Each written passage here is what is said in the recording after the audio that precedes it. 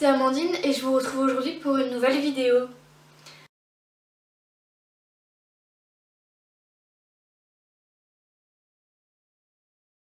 Donc c'est une vidéo qui va durer sûrement assez longtemps dans la mesure où c'est un sujet qui n'est pas facile à aborder. Voilà. Donc c'est une histoire plutôt longue qui peut en ennuyer plus d'un. Donc je vous invite à ne pas regarder la vidéo entièrement si ça ne vous intéresse pas.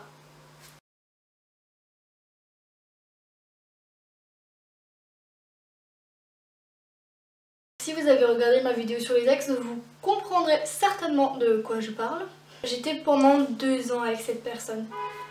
Et cette personne m'a laissé tomber du jour au lendemain sans avoir d'explication plausible, on va dire. Toujours aujourd'hui, je sais toujours pas qu'est-ce qui a fait que cette personne a complètement disjoncté en fait.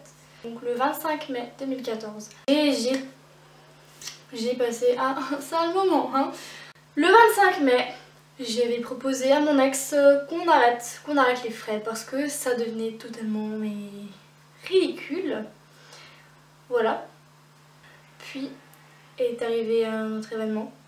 Le 11 août 2014. Donc, je tiens à préciser que cette date est la date d'anniversaire de mon ex. Super.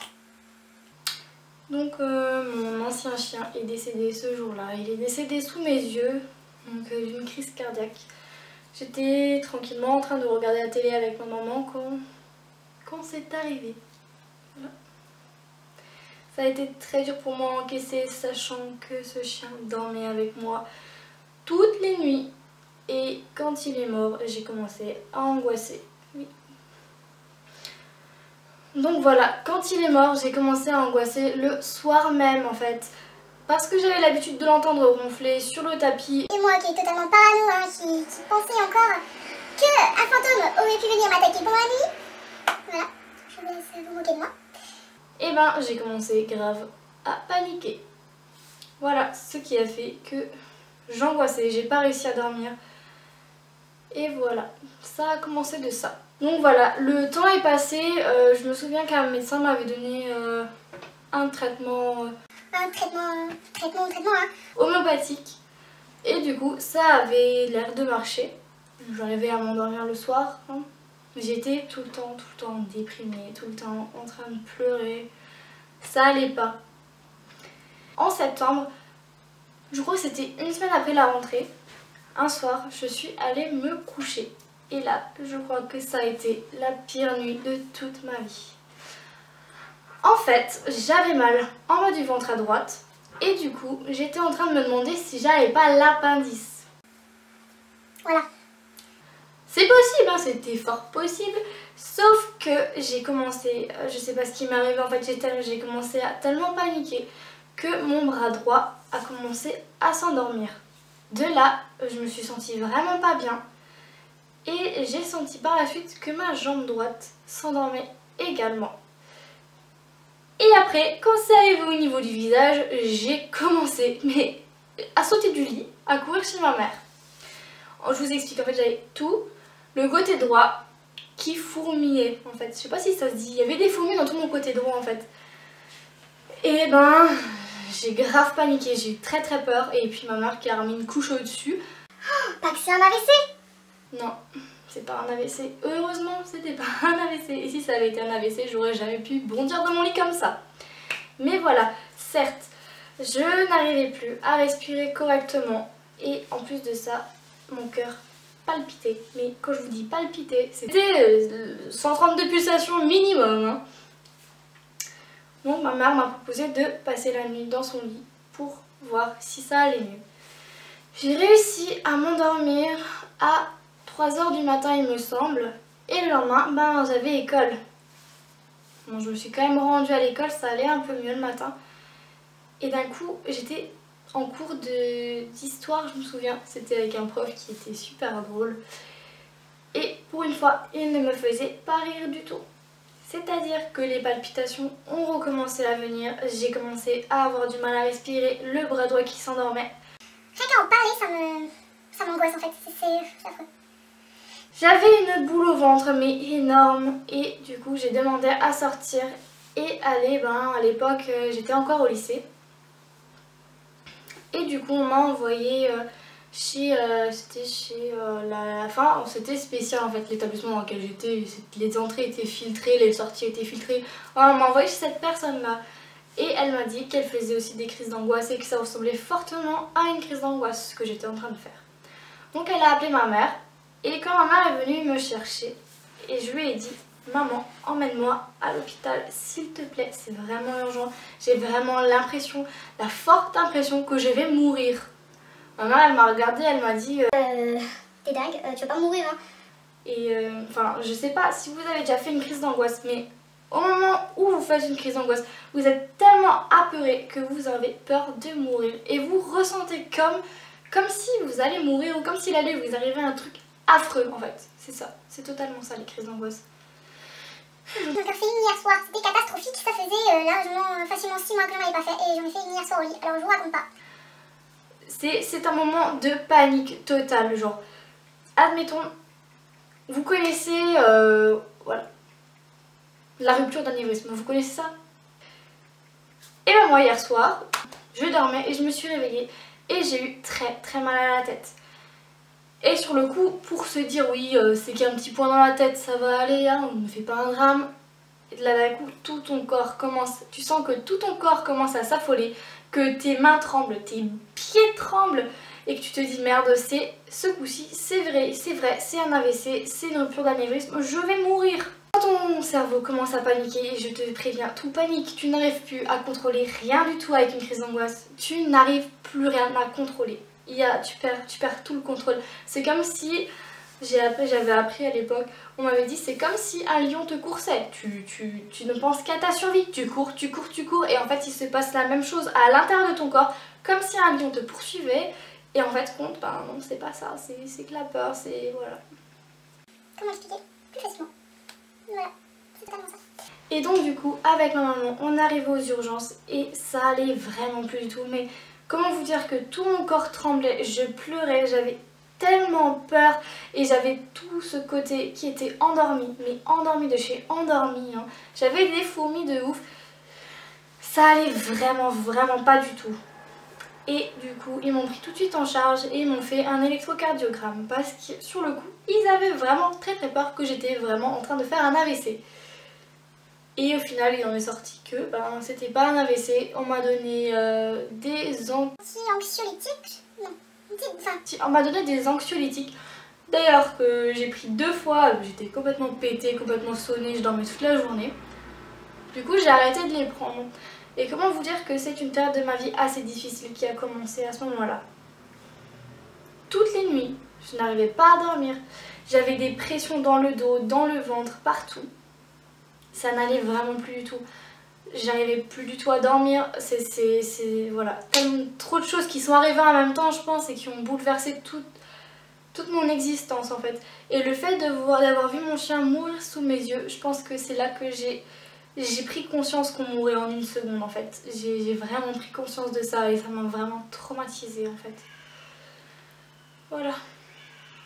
Et du coup je pensais qu'en adoptant un autre chien, ça allait s'en aller, toute cette peur, toute cette tristesse et tout ça. Et du coup on a adopté un nouveau petit chien que vous avez sûrement vu dans ma dernière vidéo ou vous verrez dans ma prochaine vidéo. Je sais pas à quel intervalle je vais poster ces 2 vidéos, laquelle sera la première postée. Et du coup mon cœur allait mieux, je me sentais mieux, je me sentais de nouveau protégée on va dire. Mais c'est le manque de mon cher petit chien qui est toujours là. Ça fait 2 ans bientôt. Et comme on est le 9, non, on est le 10 aujourd'hui. On est le 10 août aujourd'hui. Et comment vous dire que demain, la journée sera plutôt difficile. J'appréhende déjà, c'est peut-être pour ça que j'ai fait une crise d'angoisse hier soir, hein. Aucune idée. Enfin bref, on n'est pas trop là pour parler de ma vie d'hier soir, de comment je dors et comment je vis. C'est surtout pour parler des crises d'angoisse, des choses que ça peut provoquer. Moi je sais que les crises d'angoisse, ça m'a provoqué de l'eczéma, ça m'a provoqué des douleurs dorsales, impossible de respirer, ça m'a provoqué des maux de ventre atroces pendant des mois et des mois, genre je vous raconte pas. Et tout dernièrement, ce qui m'est arrivé, ce sont des acouphènes. Je sais pas si vous savez ce que c'est. C'est en fait un bip que vous entendez, mais seulement dans votre oreille. C'est-à-dire que vous pouvez entendre bip comme ça, et aussi ce bip, pareil, quand vous avez les oreilles bouchées en fait. Vous bouchez les oreilles et puis vous entendez toujours ce bip. C'est très très chiant, très très emmerdant et très très stressant. Voilà. Et depuis, j'ai toujours ces bips dans les oreilles. Mais en fait, je vous explique, mon stress était vraiment très bizarre. À chaque fois, genre, j'avais de l'eczéma. Quand j'avais plus d'eczéma, j'ai eu les maux de ventre. Et quand j'ai plus eu les maux de ventre, j'ai eu des acouphènes dans les oreilles. Et à ce moment-là, je me suis dit, vas-y cocotte, il va falloir que tu arrêtes grave de stresser. Là, ça va plus du tout.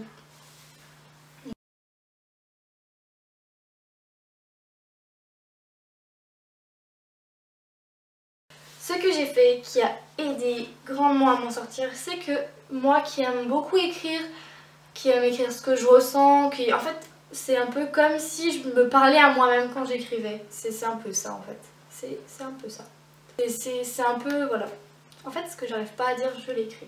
Donc voilà, j'ai commencé à écrire, je me suis parlé à moi-même, je me suis mis les points sur les i, on va dire ça comme ça, alors que le médecin l'avait déjà fait une semaine plus tôt. Il m'a dit arrête s'il te plaît tout de suite, tu en as pas marre de te gâcher la vie à penser à mourir tous les jours, à avoir cette peur au ventre du matin, midi et soir, faire des crises d'angoisse, tu te détruis la santé, il m'a dit. Et si tu veux pas prendre d'antidépresseurs, des anxiolytiques, il faut que tu trouves un moyen d'arrêter ça. Donc j'ai trouvé le moyen d'arrêter ça. Et à partir du moment, je pense, ce qui m'a aidé à oublier ça, c'est que j'étais en fait alternante. Vous voulez que je vous explique mon parcours scolaire, il n'y a pas de souci, je vous le ferai dans une autre vidéo. Mais... Pour écourter, en septembre dernier, j'ai commencé un DUT gestion logistique et transport en alternance. Et cette alternance ne s'est pas très bien passée dans la mesure où, enfin voilà, je vais pas l'expliquer en long, en large, en travers, mais je manquais de travail et ça m'a pas plu. Du coup, j'ai commencé à traîner les pieds, voilà, je l'avoue, hein. Et j'avais plus envie de venir travailler, voilà. Et j'ai commencé à avoir des problèmes avec mon tuteur, avec l'école, parce qu'en fait j'ai voulu changer d'entreprise mais j'ai pas trouvé d'entreprise. Et au final, j'ai rompu mon contrat tout simplement parce que ça n'allait plus du tout. Et cette passe-là m'a fait complètement oublier mes crises d'angoisse. Je me sens beaucoup mieux de ne plus être oppressée dans ce travail qui me... C'est pas qu'il ne me plaisait pas. Je pense que ce travail m'aurait plu si j'avais eu beaucoup plus de travail. Tandis que là, c'était pas grand chose quoi. C'était 3 heures de travail par jour que j'ai tiré sur toute la journée pour ne pas m'ennuyer tout simplement. Enfin voilà.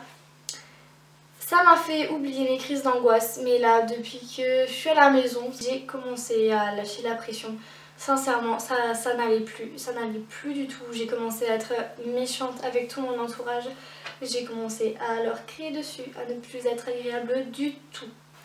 Et depuis que j'ai rompu mon contrat, je me sens libérée. C'est-à-dire que je suis une autre personne totalement une autre personne. Voilà, je pense que j'ai à peu près tout dit sur les crises d'angoisse, sur les symptômes que j'ai pu avoir et même si je n'ai pas... Enfin, il y a sûrement plein de symptômes que j'ai eu et que j'oublie de vous citer parce que simplement je n'ai pas trop envie de m'en rappeler.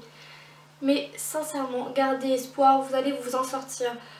Pour ma part, on n'a pas besoin d'antidépresseurs ou d'anxiolytiques. C'est quelque chose qui nous enfonce un peu plus pour ma part. Il faut le courage de s'en sortir soi-même, de se battre. Et voilà, c'est tout. Voilà. Il faut le courage de s'en sortir soi-même. Et si vous voulez, vous pouvez suivre la méthode que j'ai suivie, c'est-à-dire si vous aimez écrire ou peut-être que si vous avez peut-être jamais écrit et que ça vous soulagera, je sais pas, essayez. J'ai tout essayé pour me sortir de ces crises d'angoisse. J'ai écrit sur moi, sur ma vie, ce que je pensais de mes crises d'angoisse. Et j'ai commencé à comprendre que c'était totalement abusé. C'était quelque chose qui n'avait même pas lieu d'être. Du fait, voilà, je vais vous donner un exemple complètement idiot. Vous allez sûrement vous foutre de moi. Avant de prendre l'avion pour partir en vacances, j'étais enrhumée. Et le médecin m'a dit, super médecin, tes tympans pourraient risquer d'exploser dans l'avion. Alors moi, pendant le trajet, aller-retour, on pouvait pas trop me calmer, surtout quand j'ai commencé à avoir mal aux oreilles. Alors là, c'était devenu infernal, franchement, c'était atroce. Et quand on se dit plus tard que on est comme ça et que si on avait croisé quelqu'un qui était comme ça, enfin moi je me dis cette nana elle est complètement timbrée, elle a une case qui lui manque. C'est ce que j'aurais dit. Mais voilà, il faut essayer de rester positif, surtout ne pas se laisser abattre, ne pas prendre encore plus peur. Faut combattre, vraiment. Il faut se sentir l'âme d'un guerrier pour combattre les crises d'angoisse, je vous le dis.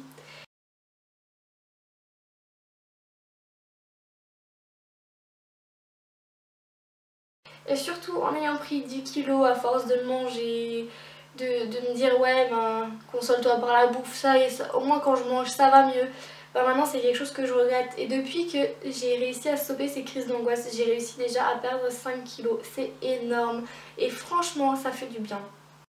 Si vous voulez échanger avec moi sur vos crises d'angoisse, si vous voulez parler avec moi, me raconter ce qui va pas, moi, je me ferai un plaisir de parler avec vous, d'essayer de vous conseiller. Enfin, je suis pas médecin, hein, mais je pense qu'en ayant vécu des crises d'angoisse, on peut essayer de se soutenir ensemble et peut-être essayer d'aller mieux en fait.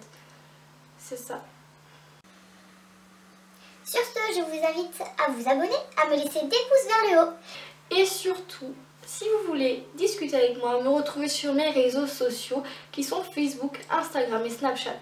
Je vous laisse également mon adresse mail pour ceux qui voudraient m'envoyer un email pour discuter de tout ça en fait. Ça me ferait vraiment plaisir de pouvoir vous répondre, de pouvoir échanger avec vous sur certaines choses, voilà. Sur ce, je vous dis à la prochaine, prenez soin de vous, plein de bisous. Bye.